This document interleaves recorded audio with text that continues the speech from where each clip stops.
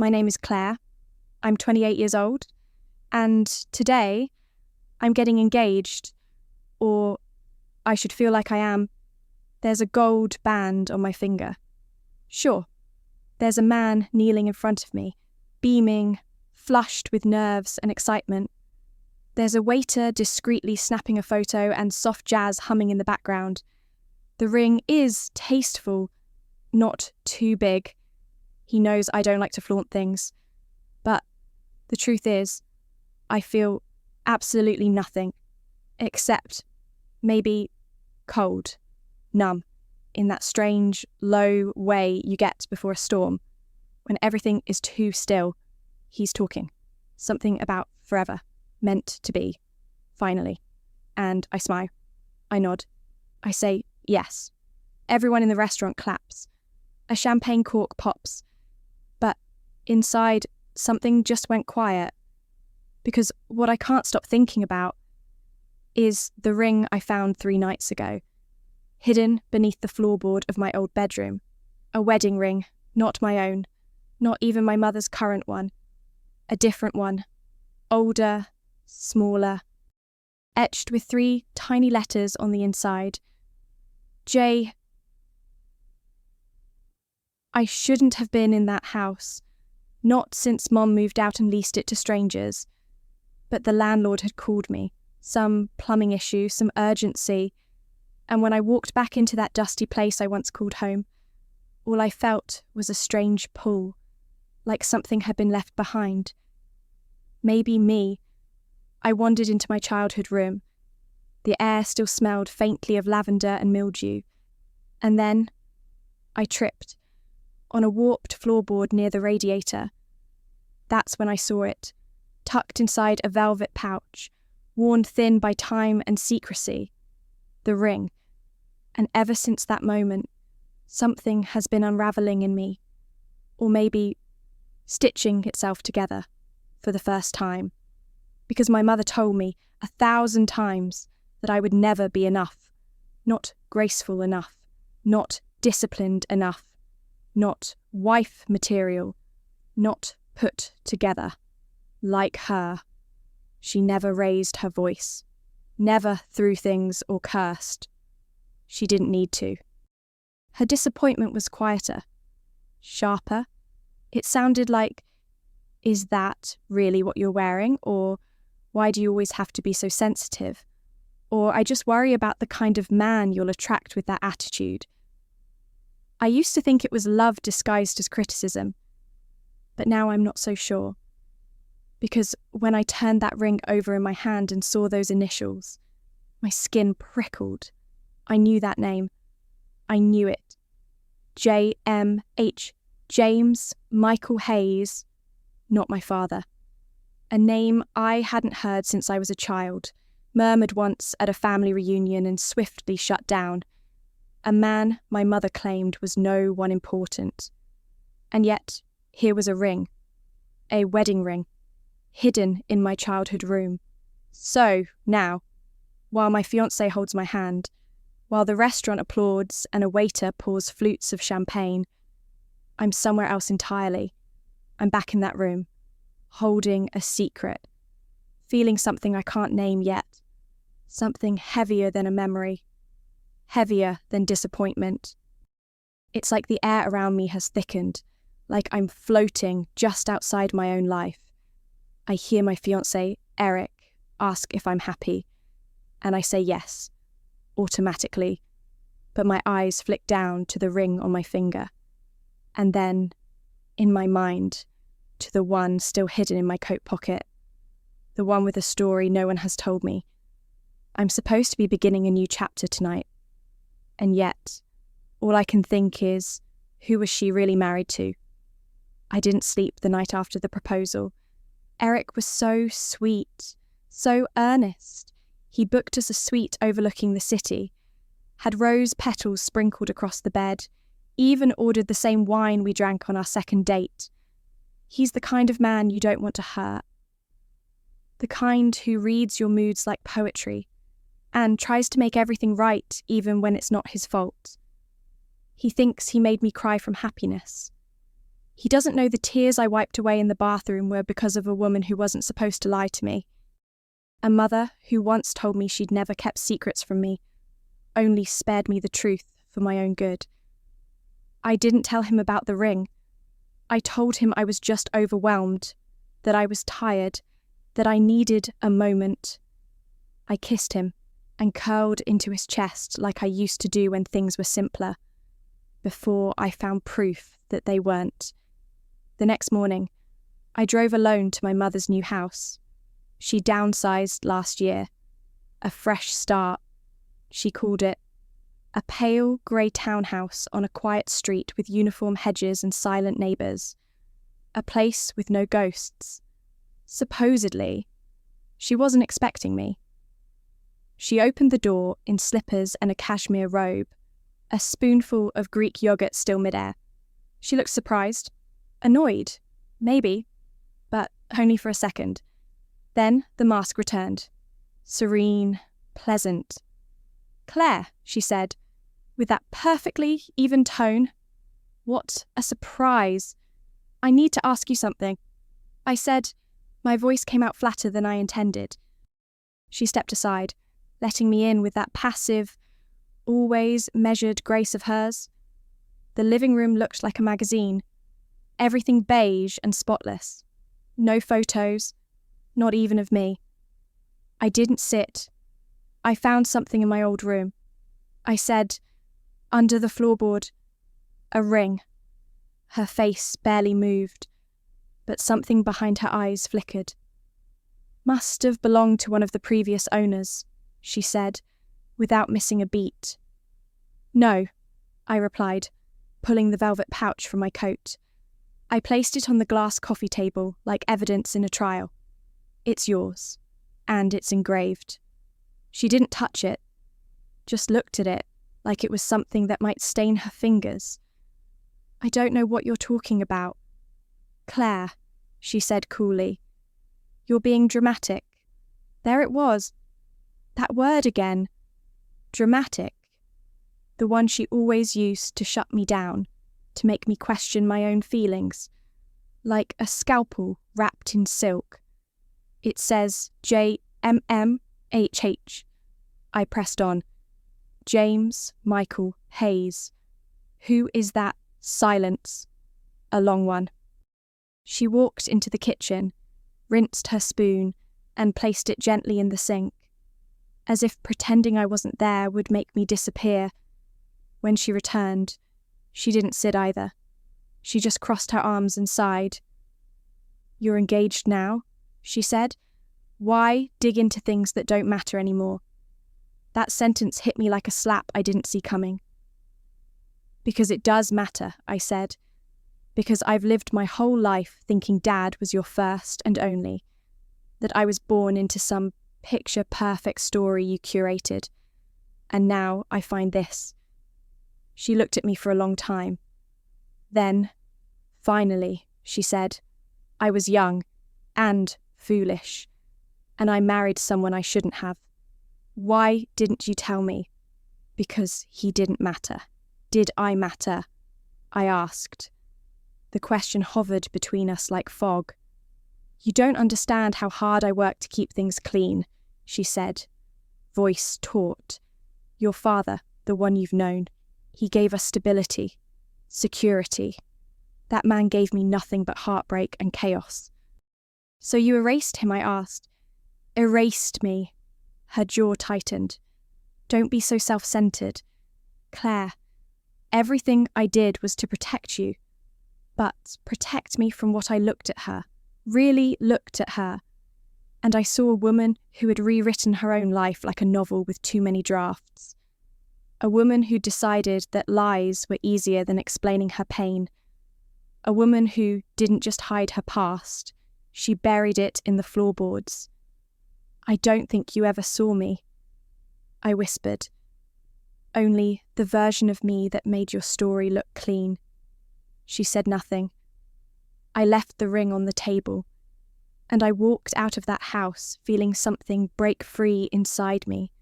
Something old and buried and quiet, like a voice I hadn't heard in years, suddenly speaking again, It didn't sound angry. Not yet. Just awake.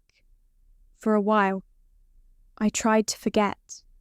I threw myself into wedding planning, or rather, I let it swallow me whole. Eric's mother was thrilled, and she had a binder full of vendor contacts before I even had a dress.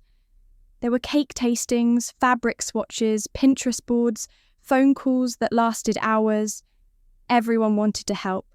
Everyone had opinions, and I played along. I smiled when they said ivory suited me better than white. I nodded when his sister insisted I invite her college roommate. I even let them convince me to book the big venue downtown, the one with the crystal chandeliers and the absurd deposit. But inside, I was floating again, like my body was there, nodding and smiling and picking out centerpiece arrangements, while my mind drifted back to a name I couldn't stop whispering to myself when no one was around. James Michael Hayes.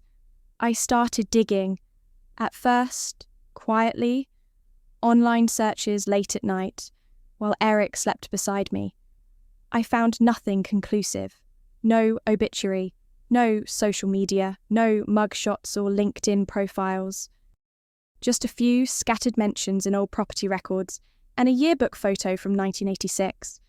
A blurry, black and white image of a teenage boy with dark curls and a smile that didn't quite reach his eyes. It was enough to keep me going. Next came the county clerk's office. I called in sick, drove out there alone, and spent 3 hours combing through public records until I found it. A marriage license dated 1993. Patricia Eleanor Monroe and James Michael Hayes. Issued, filed. Then, nothing. No divorce. No annulment.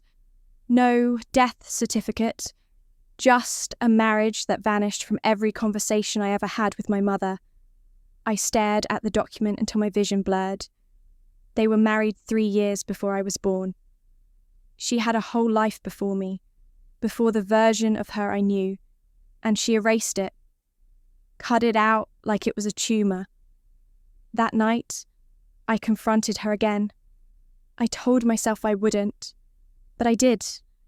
I couldn't keep pretending everything was fine. I needed to know who he was, where he went, what she was so desperate to hide. She met me on her front porch this time, arms crossed, lips already pressed thin like she was preparing for war. I asked you to let this go, she said, and I didn't. I replied, you were married to him, Mum. Why lie to me about that? Her eyes darted to the neighbours' windows, like she was afraid someone might overhear. You don't know what you're digging into, she said. Then, tell me. I begged. Please. She hesitated. And then, something shifted. Her shoulders dropped slightly. Her voice softened, but not with warmth, with exhaustion. He was dangerous. Claire. Not in the way you think. He didn't hit me, if that's what you're assuming. But he was cruel in quieter ways. Controlling, manipulative.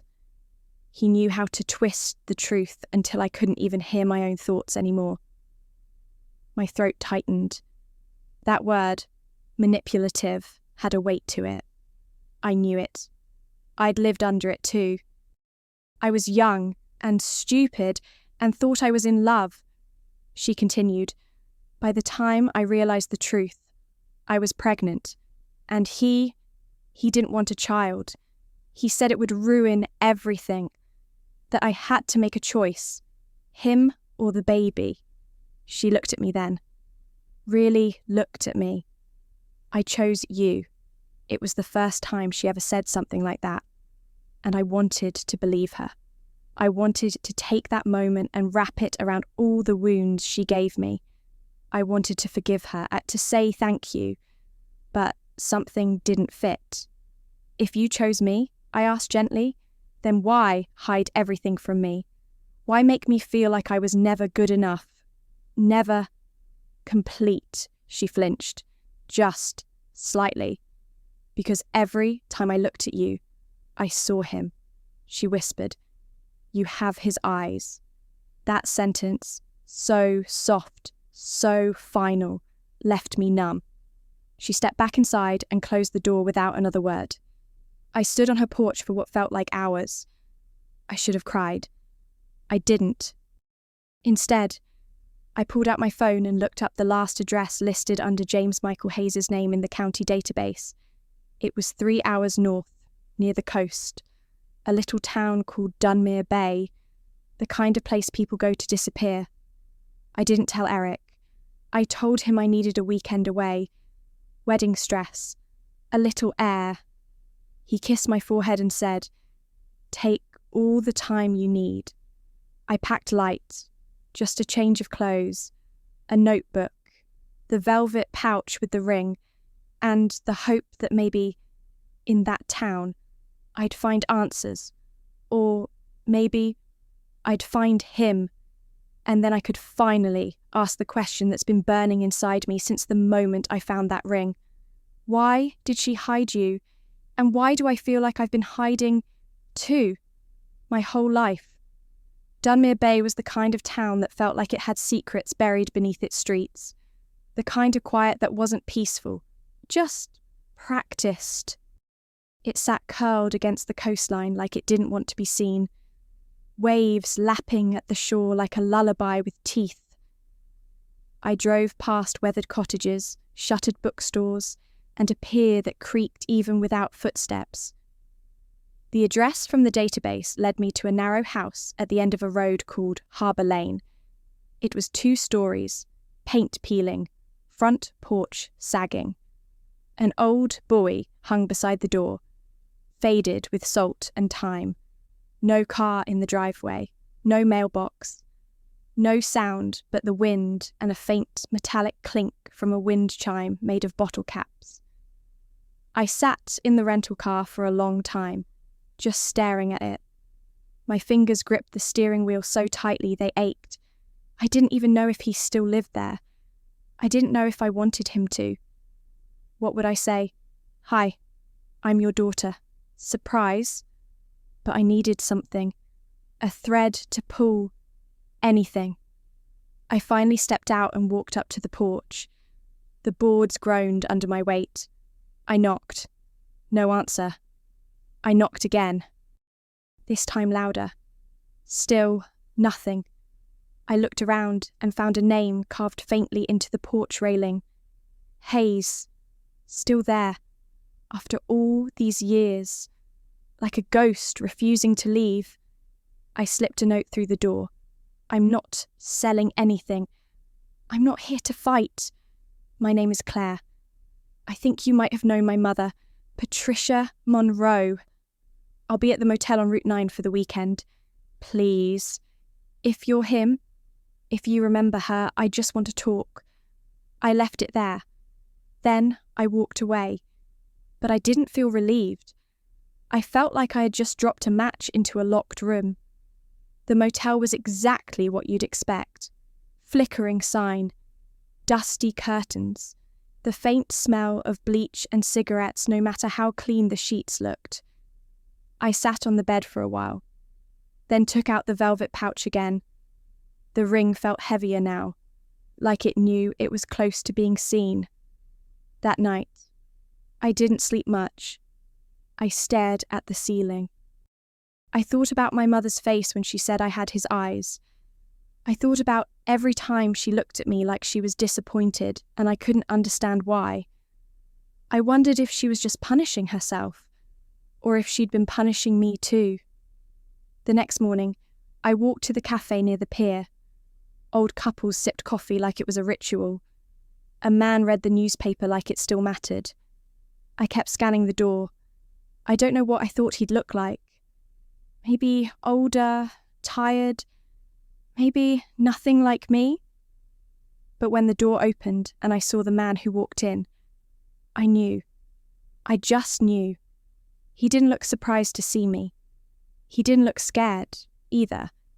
He just looked like someone who had expected this day for a long time. He walked over, slow and calm, and said, "Claire." His voice was deeper than I imagined. Rough, but not cruel. I nodded. He sat down across from me.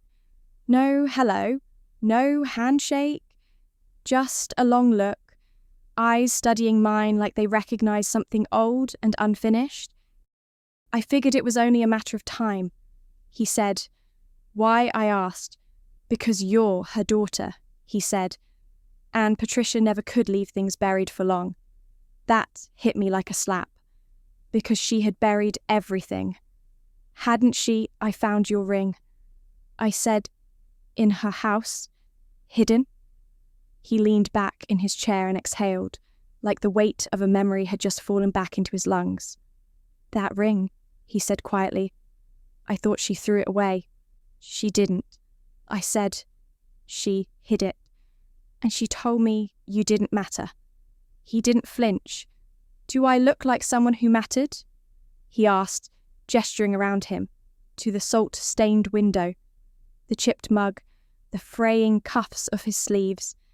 "I don't know what you look like," I said, "but I think I deserve to know what happened." He nodded, slow, like he'd been waiting for permission. "We were young, stupid, probably. We got married fast. Your mum had dreams, but I had debts. Family debts. I couldn't give her what she wanted. I tried to make up for it in control. I didn't hit her, I never laid a hand on her, but I said things I shouldn't have. I made her feel small. I didn't know any better. Doesn't excuse it." He looked down at his hands. "She told me she was pregnant, and I panicked. I told her I wasn't ready. I said awful things, and she left. Took everything, disappeared, never contacted me again. She said you didn't want me. I didn't say that," he said, voice tight. "I said I didn't know how to be a father. I didn't think I could do it. And by the time I realised I'd made the biggest mistake of my life, she was gone. No trace. Not a letter.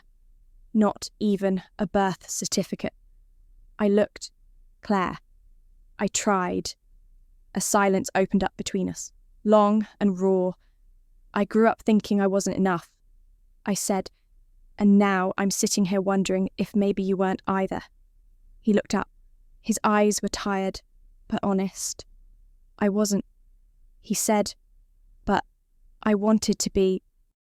And for the first time in my life, I heard someone say that to me and mean it. We sat there for almost 2 hours, just talking, or maybe circling. Neither of us quite sure how to breach the 28 years that stretched between us like broken glass. Every question I asked opened a door, but behind every door was another wound neither of us knew how to name. He told me he worked odd jobs now, mostly fishing, some dock repair, painting houses when the wind was too harsh for the sea. Said he liked quiet things that didn't talk back or ask him to explain who he used to be. I understood that more than I wanted to admit. He said he never remarried, never had more children. I never could figure out how to start over, he said, looking out the window. Some people are good at pretending the past didn't happen. I never had that gift. My fingers curled around my coffee cup. My mother had that gift. She wore it like a crown. He asked about my life, eventually, but gently, like someone afraid of overstepping.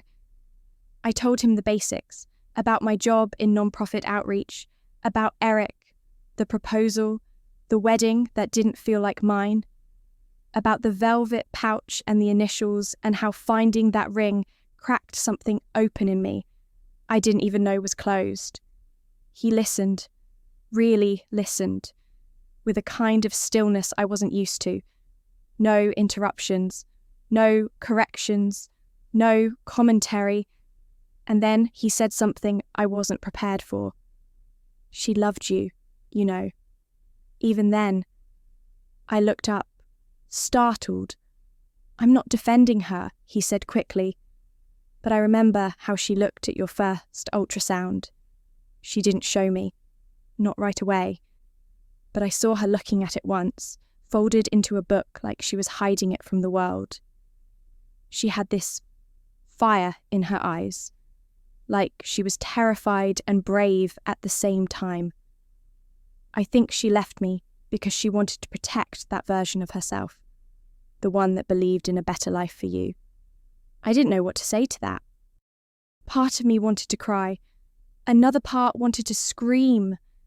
But mostly, I just sat with it, let it settle, let it confuse me, because I'd spent so long turning my mother into a villain in my head, the woman who criticised everything I did, who picked apart my dreams like lint off a sweater, who told me I was too sensitive, too much, too loud.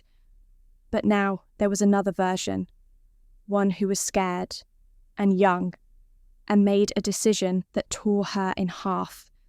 I didn't forgive her, not yet, but something inside me shifted, and for the first time in a long time, I didn't feel small.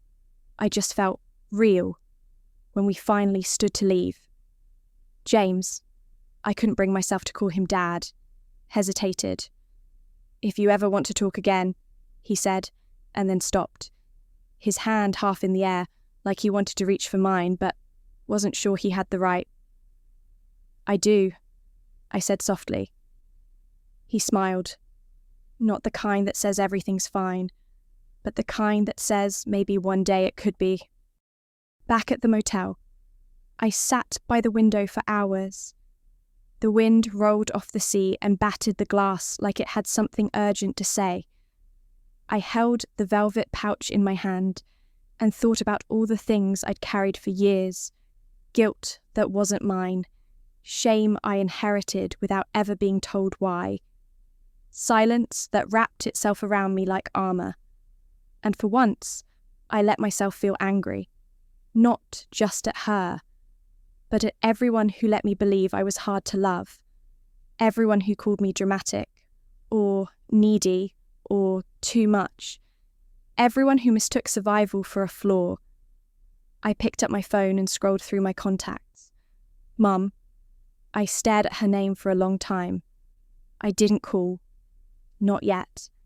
Instead, I opened a new note and started writing, not to confront her, not to accuse, but to remember. Every cold comment, every missed birthday, every moment I told myself to shrink so I wouldn't take up too much space. Then I wrote something new.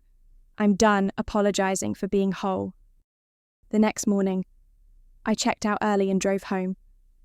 Eric was waiting for me with coffee and that open face that still believed love could fix anything.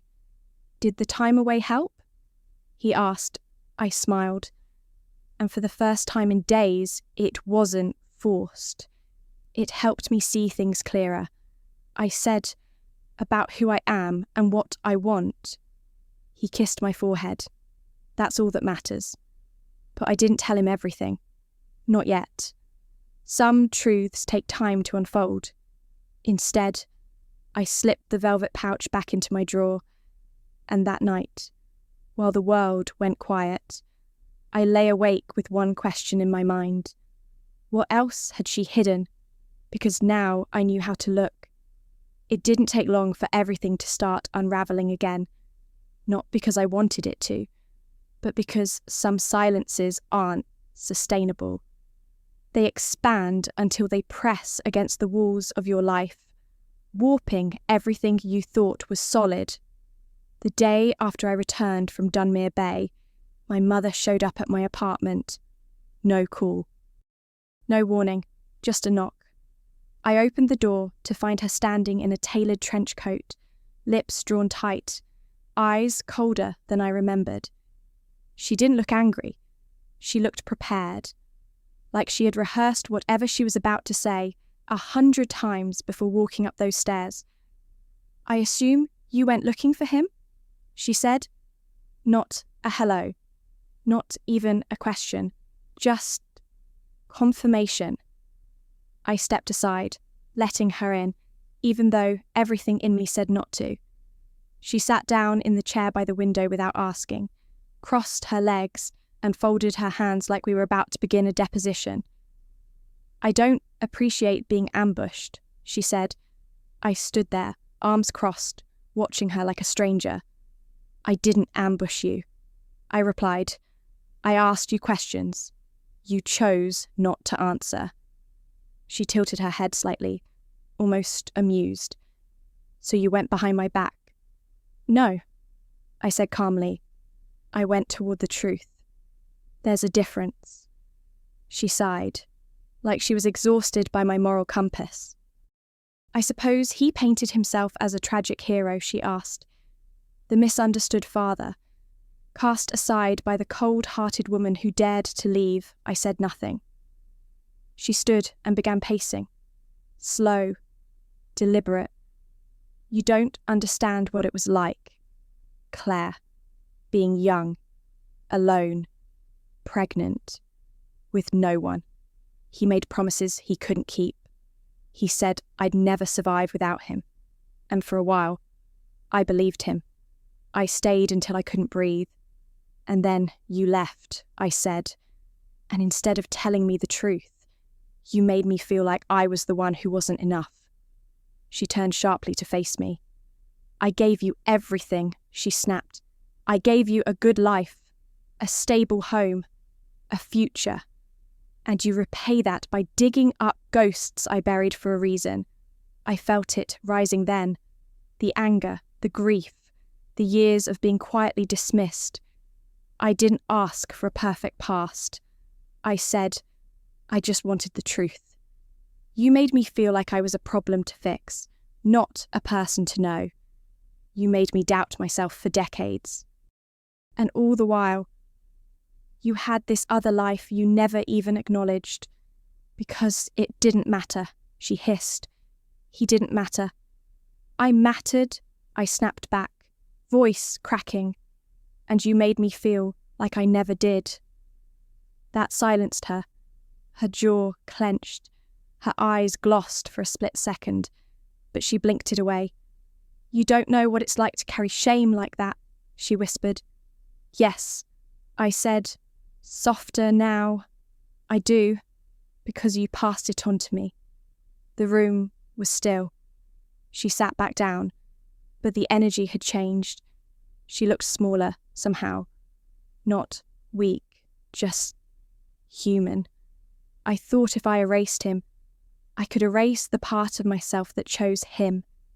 She said finally, "I didn't want you to see that version of me. I didn't want you to become her." I nodded slowly, the words landing heavy. "And instead," I said gently, "you taught me how to disappear while still being alive." We sat in silence for a long time.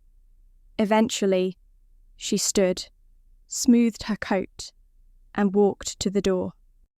But before leaving, she looked at me, really looked, and said, "I did what I thought was best. You may not understand that now, but one day, you might." Then she was gone, and I was left with a quiet that no longer felt peaceful. That night, I went through a box I hadn't touched in years, full of old journals, photos, scraps of writing I'd forgotten I'd written. I found a drawing I did when I was 10. It was a woman, maybe meant to be my mother, maybe me, standing between two houses, a suitcase in her hand. The caption, written in crooked pencil, she left but forgot where to go. Even as a child, I knew. I just didn't have the words yet. I put the drawing in a frame and set it on my nightstand. Then I opened a new file on my laptop.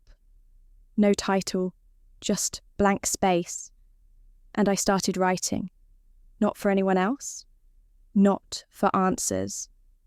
Just for me.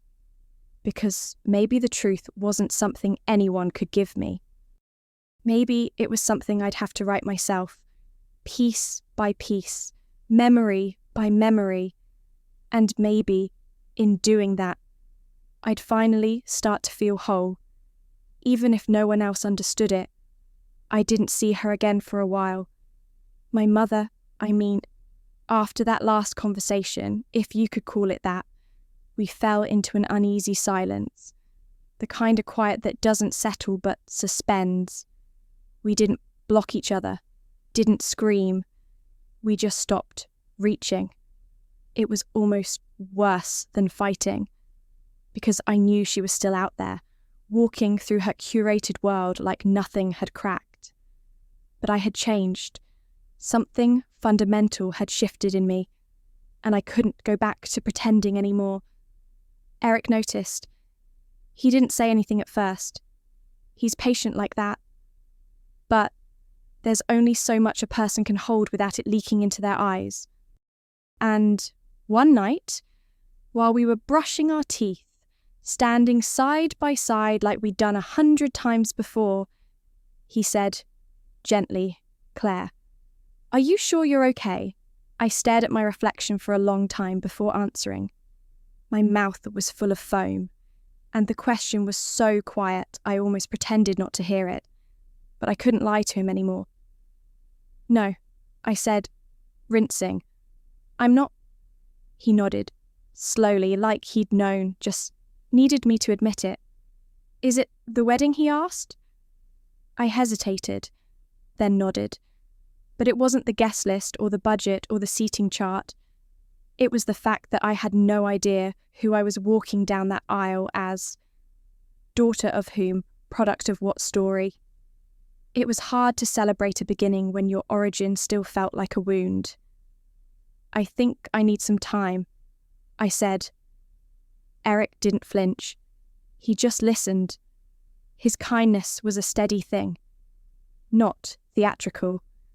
The kind that doesn't demand attention but never leaves. "Okay," he said. "Whatever you need." And then he added, "I love you, Claire. I'm not going anywhere." But I wasn't sure if I believed in forever anymore. Not the kind they put in rings or write in vows. Not after watching how fragile people could become when truth was inconvenient. That weekend, I went back to Dunmere Bay. I didn't tell anyone. I didn't pack much, just my coat, my journal, and the photo frame with the drawing. She left, but forgot where to go. I called James on the drive up. My voice shook when I left the voicemail. But he picked up an hour later. "I was hoping you'd come back," he said. When I arrived, we didn't meet at a cafe this time. He invited me to his house. It looked the same. Still sagging, still stubbornly standing, inside. It was warmer than I expected. Not cosy, exactly, but lived in.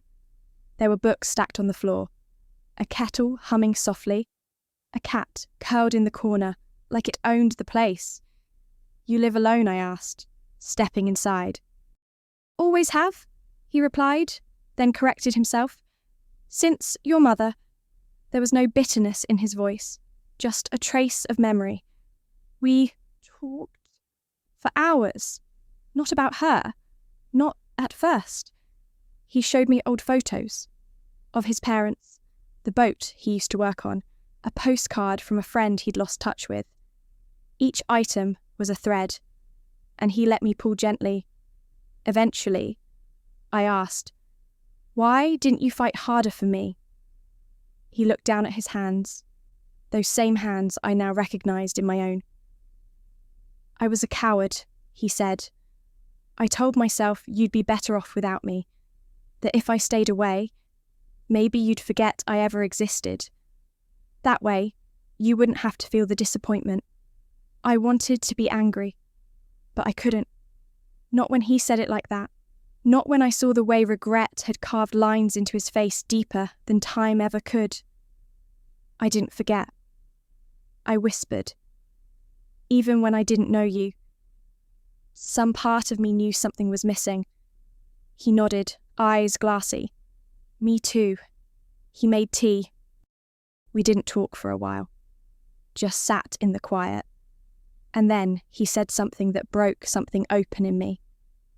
Do you want to see something?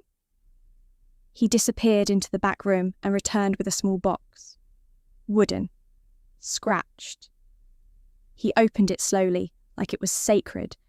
Inside were letters, all addressed to me, dozens of them. Some dated, some not. None sent. I wrote you every birthday, he said. Every year. I never knew where to send them. But I couldn't stop writing. I picked one up. The ink was faded. The paper creased. Claire. It began. You're 5 today. I bet you're already smarter than me. I didn't read the rest. I couldn't. Not yet. But I held that letter in my hands like it was proof I hadn't been invisible after all. There was love. It had existed. Just misdirected, stuck behind shame, lost in silence. I stayed in Dunmere Bay that night, not at the motel, in the guest room of his house. Small, musty, but real. And before I fell asleep, I opened my journal and wrote one line. Not forgotten, not abandoned, just misplaced. And somehow, that changed everything. The next morning, the ocean looked different. The sky was still overcast, the wind still dragged salt into your lungs, but the waves had softened. They no longer crashed. They reached like they were trying to touch something far beyond the shore. I sat on the porch with a mug of coffee James had brewed too strong and watched the sea roll in and out like a breath. For the first time in years, I wasn't anxious to get back to anything. There were no meetings, no wedding calls, no expectations, just me and him, and the weight of what we were slowly, carefully trying to unearth. James joined me not long after. He moved slower in the mornings, joints stiff, eyes bleary, but he still carried himself with a quiet dignity, like someone who had stopped trying to impress the world a long time ago. I read the letters, I said softly. He didn't ask which ones. He didn't have to. I cried. I added, not because they were sad, because they were full.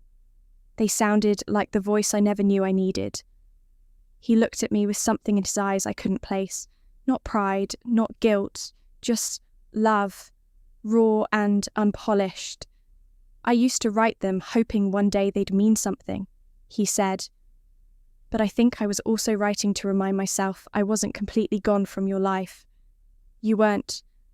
I said, we didn't talk for a while after that. Just sat in the silence that was finally starting to feel like peace. But peace has its own kind of pressure, because once it settles, the questions return. The ones you've carried so long you forgot they were heavy. There was one I hadn't asked. Maybe I was afraid of the answer. Why did she keep the ring? I asked eventually. Why hide it instead of throwing it away? He was quiet. Then, because she wasn't done with it, or with me. Not emotionally. At least, I looked at him, confused. She left. She said she had to. She did. He nodded, but that doesn't mean she didn't still carry me with her. And not in a romantic way. In a, what have I done way. He sipped his coffee. Thought, I think she kept the ring because it was the only proof that part of her life happened, that she loved recklessly once, that she ran, that she made a choice.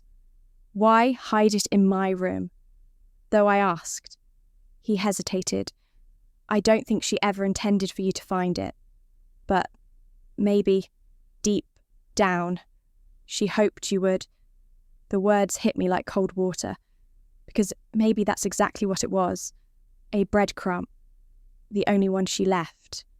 A secret hidden in the very place I felt most watched, most judged. Like some part of her wanted me to discover the truth, even if she couldn't say it out loud. She couldn't love me the way I needed. I said. James turned toward me. But that's not your fault, he said. That's never been your fault. And for the first time in my entire life, I believed that. I left Dunmere Bay later that afternoon, not because I wanted to, but because I had to go back and face the life I'd built while carrying all the wrong truths. But this time, I left with something I hadn't had before. Not closure, not forgiveness, just clarity. Clarity that I came from more than silence, that I wasn't broken, I was fractured by omission, that love doesn't always look like protection, and sometimes protection looks a lot like control. When I got home, Eric was waiting for me. He opened the door with a nervous smile. "Hey," he said. "How was it?" I stepped inside and took a deep breath. Then I kissed him, soft, full, grateful. "I met my father," I said. He blinked. I thought he was... So did I. I whispered. We sat down, and I told him everything. From the ring to the letters to the truth my mother had hidden in the spaces between her silence. I didn't rush. I didn't edit. And when I was done, he didn't try to fix anything. He just held my hand. I don't know what to do about the wedding. I admitted it feels distant now, like I planned it with a version of myself that no longer exists. Eric nodded, his thumb tracing circles on my palm. "Then maybe we don't plan anything," he said. "Not until you feel whole again." "I may never feel whole," I said. "Then let's wait until you feel real." And that was the first time in weeks I let myself cry. Not because I was overwhelmed, but because someone saw me, really saw me, and didn't flinch. Later that night, I opened the last letter from James, the one dated only a few months ago. "Claire," it read, "if you're reading this, it means you found me. I hope you know that no matter how messy the road was, I've been walking it beside you, even when you couldn't see me. Love doesn't always get it right the first time, but it never stops trying. And beneath it, in messy, slanted ink, you are enough." I closed the letter and held it to my chest. And for the first time in my life, I didn't feel like a daughter caught between two ghosts. I felt like a woman reclaiming her voice. It's strange how easily life goes on, even after something inside you has shifted permanently. The world doesn't pause for your revelations. The emails keep coming. The laundry still piles up. The barista still asks for your name even though you've been ordering the same drink for 5 years. And yet, I was different. I moved through everything slower, quieter, like I was relearning how to live without armor. I stopped wedding planning. Not officially. There was no dramatic announcement, no Instagram post saying, "taking time to heal," just silence. I stopped answering the group chat. I cancelled a couple of appointments. The florist emailed twice. I never replied. Eric didn't push. He just adjusted, like he always does, like he always has. But part of me wondered how long someone could keep adjusting before they started shrinking. "One night?" he asked. Not with resentment, just honesty. "Do you still want to marry me?" The question wasn't sharp. It wasn't even scared. It was soft, the kind of question someone asks when they love you enough to risk the answer. I looked at him for a long time. His face, his hands, the steadiness of his breath. "I do," I said, "but not like this." He nodded, didn't flinch. "I want to marry you as myself," I continued, "and I think I'm only just meeting her." We held each other that night. No promises, no deadlines, just warmth. That same week, a letter arrived, handwritten, no return address. But the handwriting was familiar, sharp, elegant, deliberate. My mother. I opened it slowly, half expecting blame. a final attempt to rewrite the narrative. But it wasn't that. It was short. 2 paragraphs. Claire, you have every right to be angry. I wasn't fair to you.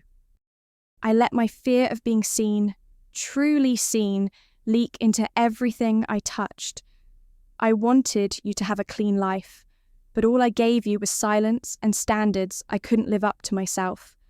I don't expect forgiveness, but I want you to know that I kept the ring not because I missed him, but because it reminded me of the woman I once was, the brave one, the one who chose you. The ring wasn't for him. It was a reminder for me that I chose love once, and even if I couldn't show it the right way, I never stopped.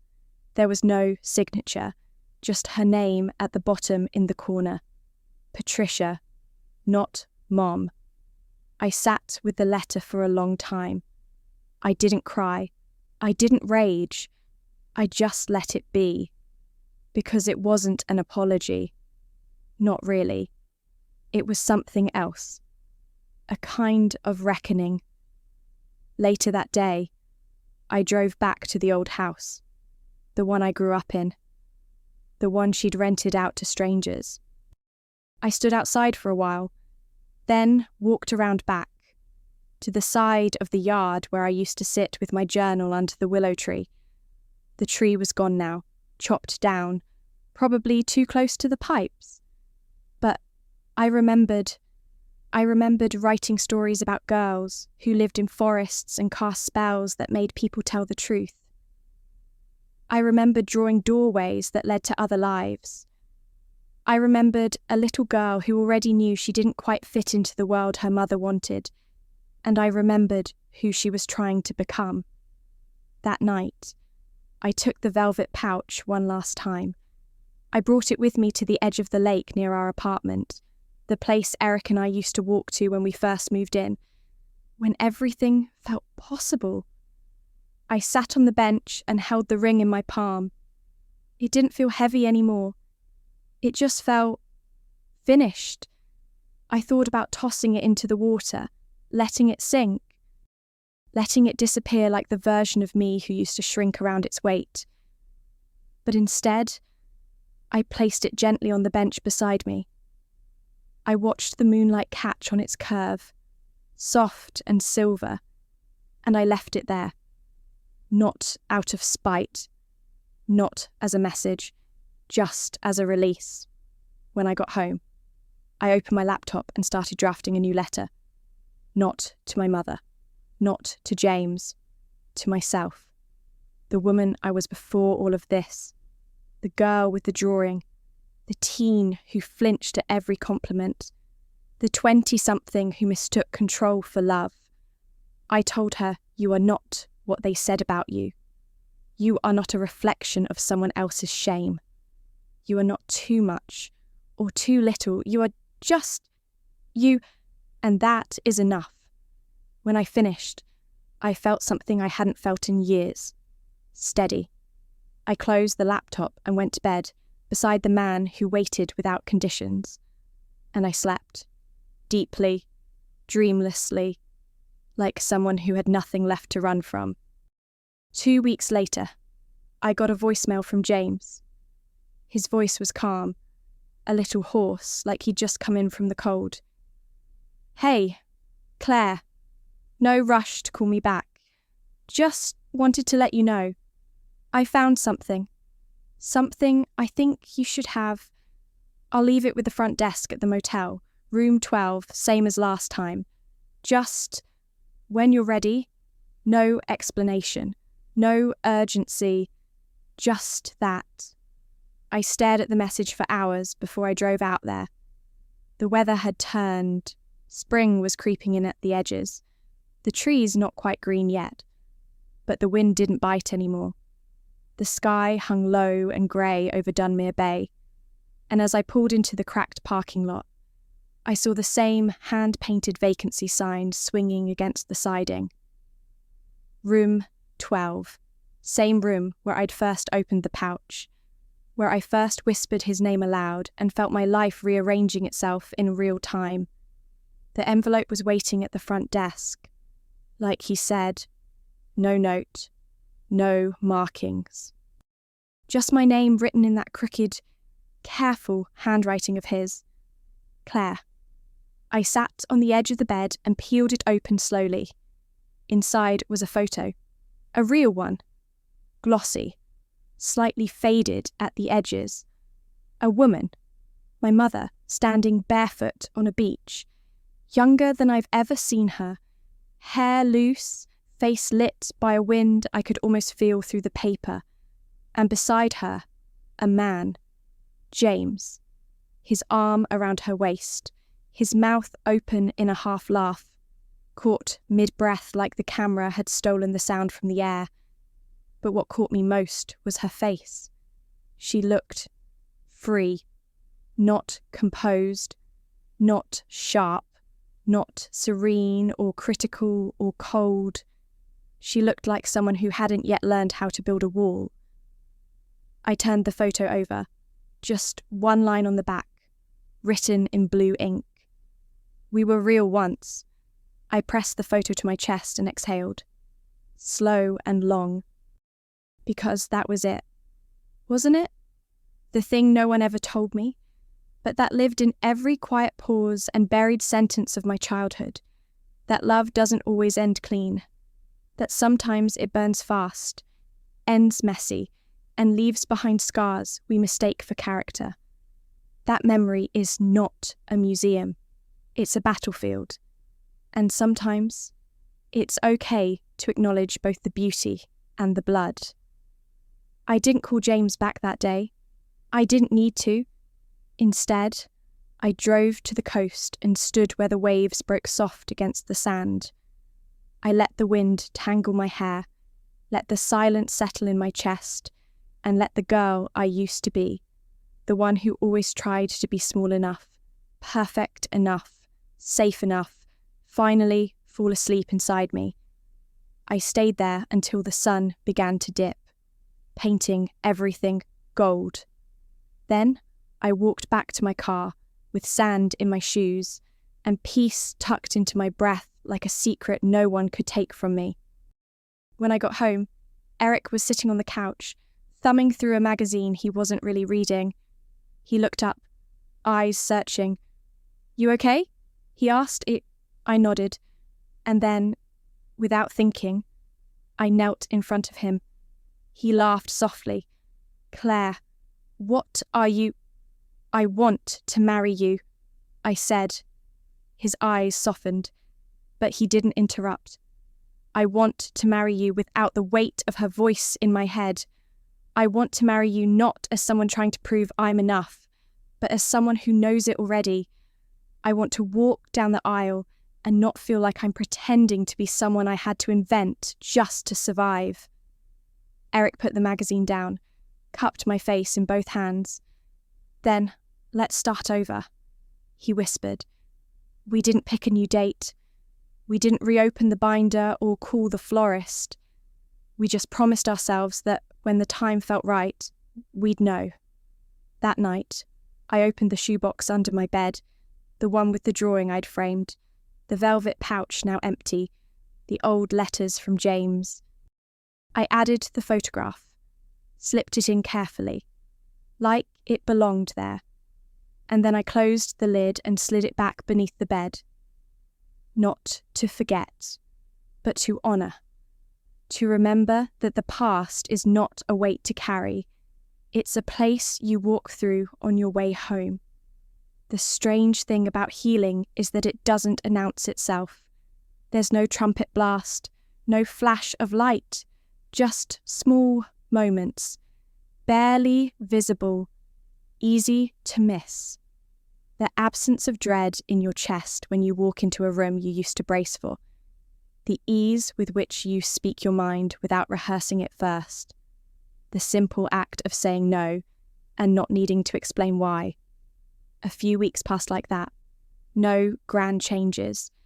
Just quieter mornings. Easier breathing. Fewer dreams where I was running through endless hallways with no doors.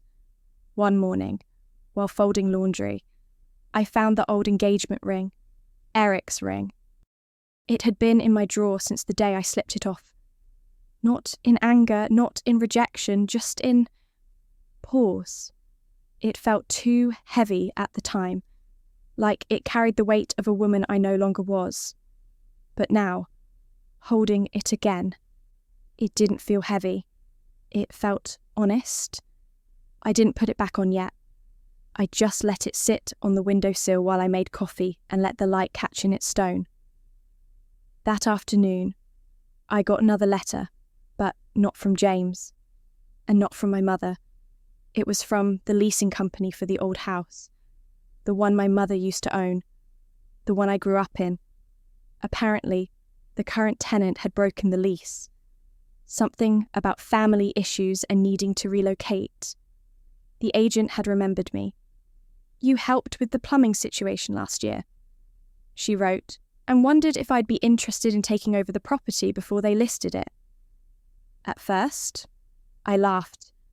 Out loud, I actually laughed. The idea of moving back into that house felt like a punchline. Like someone offering you the shoes you wore during your worst heartbreak. Why would I want to live inside my childhood again? But later that night, I couldn't stop thinking about it. Not because I wanted to return to that version of my life, but because maybe I didn't have to. Maybe I could reclaim it. Not the memories, they'd always be what they were, but the space, the air, the walls that had watched me shrink. Maybe I could go back and stand taller in the very place where I used to make myself small. I brought it up to Eric. He blinked. "You want to move into your old house. Not forever," I said, "just for now. Just to write, to breathe, to repaint the rooms in my own colours." He smiled. That soft kind of smile that says, "You're still surprising me. Then I'll help you pack." The house was dusty when we arrived. The wallpaper in the hallway was still peeling. The radiator still groaned like it resented being alive. And the floorboard, the one that hid the ring, creaked beneath my heel like it remembered. I stood in that room for a long time. No bed, no furniture. Just a patch of sunlight across the floor and the echo of who I used to be. I sat down, cross-legged, palms open in my lap, and I whispered, "You're safe now." Not to the house, to myself. The first thing I unpacked wasn't clothes or dishes. It was my journal. The one I'd filled half of already with letters, memories, sketches, fragments of thought. I placed it on the empty desk beside the window and opened to a fresh page. Room by room. I wrote, "I will take it all back. Not as a child desperate for approval, not as a woman hiding her grief under good manners, but as someone who finally knows she doesn't owe anyone her silence." Eric moved in with me a week later, not because I asked, because he said he wanted to witness the reclamation. "I want to see who you are when you're not surviving anymore," he said. We didn't call it a new chapter. That sounded too neat. It was something quieter, something truer. One night, after we'd set up the kitchen and unpacked the last of the boxes, he brought out the ring, the same one I'd left on the windowsill. He didn't kneel this time. No speeches, no performance. He just held it out in both hands. "Only if you're ready," he said. I took it, slipped it on, and smiled. Not because I was trying to be enough, but because I already was. It's a strange kind of peace, coming home to a place that once held your silence. There's a softness to it, a slowness. I'd walk down the hallway and touch the walls, not like they were haunted, but like they were mine now. I opened every drawer, every closet, every door I used to avoid, not to find anything, just to prove that nothing inside could hurt me anymore. I was no longer looking for ghosts. I was looking for space to breathe, to write, to exist without apology. Eric started planting herbs in the backyard. He said it was something his grandmother used to do, said it helped him think. I liked watching him from the window, kneeling in the soil, dirt on his hands, humming old songs without knowing he was. I wrote every day, pages and pages, letters I never sent, poems I never showed, paragraphs that turned into confessions, memories, dreams, and slowly, I started to feel something I hadn't felt in a long time. Safe, not because I'd forgotten what happened, but because I'd stopped pretending it didn't shape me. One morning, while cleaning the hallway closet, I found something wedged between two old paint cans, a small, rectangular box, covered in dust, no lock. I sat down on the floor and opened it slowly, already bracing for more secrets. But inside was something simple. Letters, dozens of them, folded carefully. Addressed to me, written by my mother, each one dated, each one unopened. Some were written in her 20s, some just a few years ago. I read the first one. Claire, you're not born yet. I'm still trying to imagine what your laugh will sound like, what your hair will look like. I'm scared, but I think that's what love is, wanting to protect someone even when you have no idea how. I read another. You're 7 today. You asked me why I never tell you I'm proud. I didn't know what to say. The truth is, I see so much of myself in you that I forget you're not me. I'm sorry for that. You deserve to be your own person. And another. You're 19. You just left for college. I cried after you closed the door, not because I was sad, because I was terrified you'd finally feel free and realise you never needed me at all. Each letter was a glimpse into the woman she never let me see, not the mother who corrected my posture or questioned my tone, the woman underneath, the one who grieved, the one who regretted, the one who, despite everything, loved me in her own unspoken way. By the time I finished the 5th letter, my hands were trembling. Eric came home to find me still sitting there, paper in my lap, eyes wet. You okay? He asked, kneeling beside me. I nodded. I think she was trying in her own way. She just didn't know how to show it. He pulled me into his arms.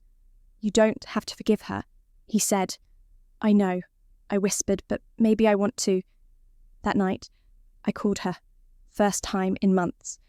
The phone rang 4 times. I almost hung up. But then, her voice.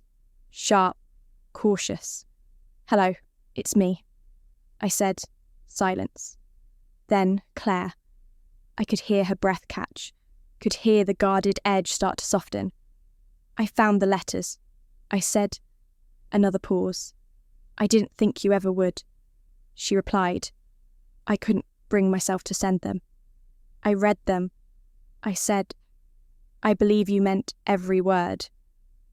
She didn't say anything for a long time. Then, finally, I never wanted to be the person who hurt you. I know. I said, but you did. I know, she whispered.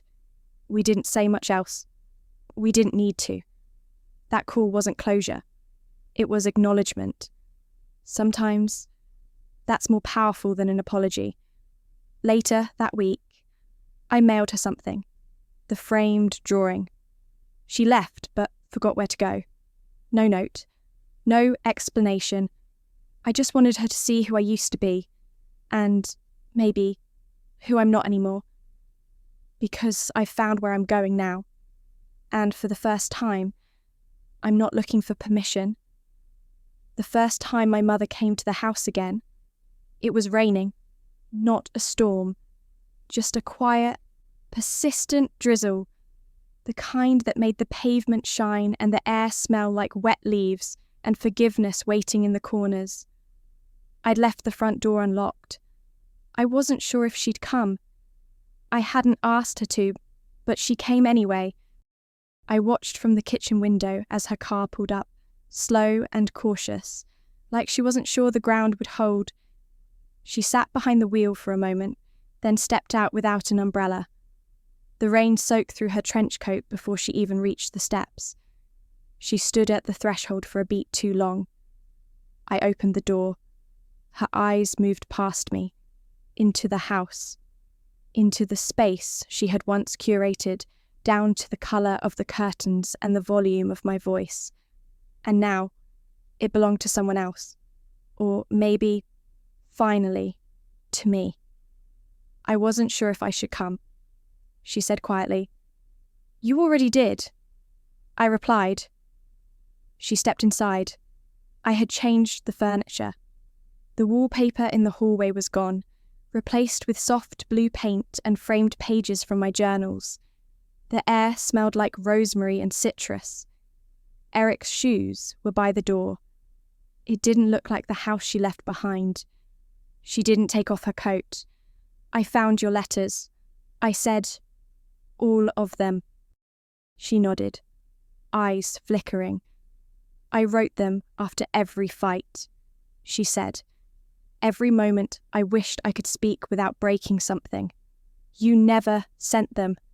"No," she said, "because I didn't know how to say I was wrong without sounding weak."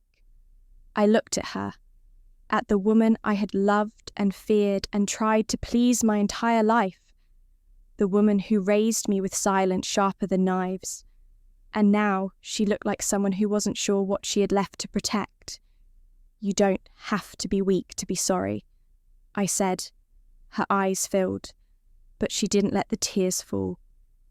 "Do you remember," she asked suddenly, "when you were 10 and you cut your leg climbing the fence in the backyard?" I blinked. The memory came back like a flash. The sting, the blood, her face turning pale. "You didn't cry," she said. "You looked at me and said, 'It's okay. I know how to fix myself.'" She stepped farther into the room, voice quieter. I didn't realize until later how heartbreaking that was. We stood there in the stillness, 1,000 words sitting between us. "I'm still learning how to fix myself," I said. She gave a small, broken smile. "Me too." I gestured toward the kitchen. "Tea." She nodded. We didn't talk much after that. Just sat at the table, hands curled around steaming mugs, the sound of rain tapping the windows like a metronome for memory. I didn't ask her to stay. She didn't offer to. When she left, she paused at the doorway. "You've made this place beautiful," she said. "I made it mine." I replied. She nodded and stepped out into the rain. I watched her walk to her car, slower now, softer. When the door closed behind her, I felt something loosen in my chest. Not resolve, not triumph, just breath. I walked back to the kitchen and pulled out my journal. I had left a page blank days ago, waiting for a moment like this. I wrote, "She came back, but I didn't need her to stay. That's the difference now. I love her. I always will. But I don't need her to see me in order to be real." That night, I took a long shower. I lit candles. I let the quiet wrap around me like a blanket. And when I climbed into bed, Eric reached for my hand the way he always does, without question, without condition. "I'm proud of you," he whispered, and I believed him. Because, for once, I didn't feel like I had to earn it. Spring arrived without ceremony. One morning I opened the window and the air smelled like wet grass and lilac. The wind was warm for the first time in months, and I realized the trees had bloomed overnight. It felt like the world had shifted while I was busy rebuilding myself. Quietly, behind closed doors. I spent that morning barefoot in the backyard. The rosemary Eric planted had taken root. tiny leaves, strong scent, resilient things, herbs. They grow where other things won't. I knelt down, ran my fingers through the soil, and let myself feel grateful. Not for perfection, not for clarity. Just for this moment, this breath. The house had settled around us. It no longer felt haunted, not by memory, not by silence. The rooms had softened. The hallway that used to echo with cold pauses now held laughter. Low, easy, real. I cooked more. I wrote more. I slept deeper. Eric found an old armchair at a thrift shop and refinished it himself. He set it in the corner of the living room, beside the bookshelf I was slowly filling with every story I'd ever needed to hear but never found growing up. And one night, while he was asleep, I stood in front of that shelf and placed something new on it. The framed drawing. She left but forgot where to go. I didn't put it back in the box. I didn't hide it. I gave it a home, not because it was beautiful, but because it was mine. It told the truth, and that was enough. A few days later, James called. He didn't ask how I was. He didn't ask about my mother. He just said, "I got your postcard." I had sent it 2 weeks earlier, a photo of the lake at sunset. No message except 4 words scribbled in the white space I see it now. He was quiet for a long moment. Then he said, "I've been thinking about coming down sometime. If that's okay, it is." I said. He didn't press, didn't ask when, just said, "I'll wait till you're ready." But I was ready. I just hadn't known it until he said it out loud. We agreed on a weekend. Nothing big, just coffee. A walk through the old neighbourhood. Maybe a meal. I told Eric.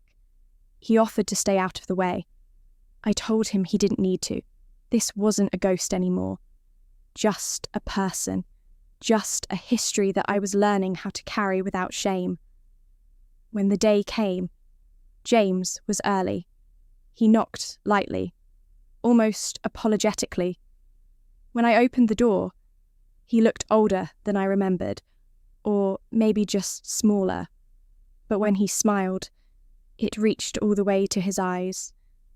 He stepped inside slowly, like the house itself might remember him. "It's different," he said. "It's mine." I replied. He smiled again. Softer this time. We sat on the porch. I made coffee. He brought a tin of shortbread cookies and said it was the only thing he knew how to bake. We talked about nothing, mostly about the sound the pipes made when the heat kicked in, about the neighbours, about the cat that had adopted his porch and refused to leave. But there was no heaviness, no old wounds bleeding through our words. Eventually, he pulled a small envelope from his coat pocket. "I know you're not a kid," he said, "but I wanted to give you something." I opened it. Inside was a photo of me. Not as a baby, as I am now. Printed from the first picture we ever took together in Dunmere Bay, the one the waitress had snapped when she thought we were just father and daughter on vacation. On the back, he'd written, "I'm proud of her, not you, her," like he was talking about someone he was still getting to know. Someone he was proud of, not because she became what he expected, but because she became herself. I tucked the photo in the journal I carried everywhere now. My story, still unfolding. As the sun dipped lower and the porch grew shadowed, James stood to leave. "I don't want to overstay," he said. "You didn't," I replied. He looked at me then, eyes full of something too large for words. Regret, relief, love. "Thank you," he said. "For what? For letting me be part of the story again, even if it's just the last few pages." I shook my head. "It's not the end," I said. "It's just a quieter chapter." He smiled, and then he left. Not in silence, but in peace. It's almost summer now. The air hums differently, thicker, warmer, fuller. The world is softening again, the way it always does when the days stretch long and the evenings linger like they're in no hurry to end. I wake earlier than I used to, not from anxiety, not from dread, just because I want to. There's something about the quiet before the world stirs that feels like mine, the kind of quiet that asks nothing of you, that doesn't judge what you haven't done yet. I make coffee barefoot, sunlight catching on the kitchen tiles. Eric reads on the porch, feet up on the railing, that old thrifted armchair finally earning its keep. And in the background, there's music playing from the radio, something slow, something nostalgic, something I don't know the words to but somehow understand anyway. We still haven't set a new wedding date, and it doesn't feel like a delay. It feels intentional, like we've stepped out of the race everyone else is running and chosen a slower pace, one where love isn't measured in announcements or centerpieces, but in long glances across the dinner table, in who's still holding your hand when the lights are off and the doubt creeps in. We're not waiting anymore. We're just living. My mother sends postcards now. Not often, but enough. No return address, just images of places she's been, a lighthouse on the coast, a bookshop in Vermont, a sunflower field so wide it looks like the earth is smiling. On the back, she writes things like, "Saw this and thought of you. You'd love the smell of this place. The woman who owns the store reminds me of the version of me I think you wanted to meet. I keep them in a wooden box by the front door. They don't ache anymore. They just remind me that people can change, not all at once, not perfectly, but slowly, imperfectly, and honestly." James calls every Sunday. Sometimes we talk for 10 minutes, sometimes for an hour. He tells me about the cat, still stubborn, still opinionated, and about the fisherman down the road who won't stop trying to teach him how to cook salmon properly. Sometimes we don't talk about the past at all. Sometimes that's the point. And me, I write, not just in my journal, not just letters I'll never send. I write stories now, real ones, fictional ones, some about women who lose themselves and claw their way back, some about mothers and daughters and the silence between them, some about men who leave and the ones who return. I don't write to heal anymore. I write because I'm healed enough to speak. Last week, Eric and I hosted a small dinner, just a few friends, candlelight, mismatched plates, wine that didn't match the food, but tasted good anyway. Someone brought up weddings, and someone else joked about elopement. Eric looked at me. I looked at him, and we just smiled.